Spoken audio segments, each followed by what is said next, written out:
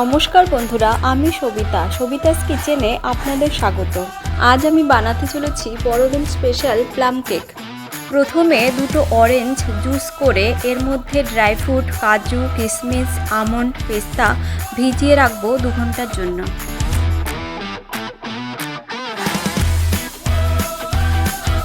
এরপর 1 কাপ চিনি নিয়ে ক্যারামেল করতে দেবো।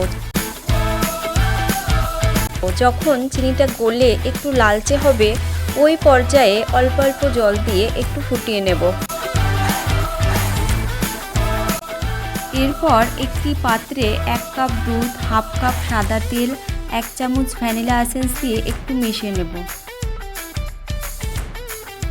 মেশানোর পর জুসে ভেজানো ফ্রুট, 1.5 কাপ ময়দা, হাফ কাপ পাউডার দুধ, হাফ কাপ চিনি গুঁড়ো, হাফ কাপ ক্যারামেল ভালো করে মিক্স করে এর মধ্যে হাফ চামচ দারচিনি পাউডার, 1 চামচ বেকিং পাউডার, হাফ চামচ বেকিং সোডা দিয়ে আবারও ভালো করে মিক্স করে নেব।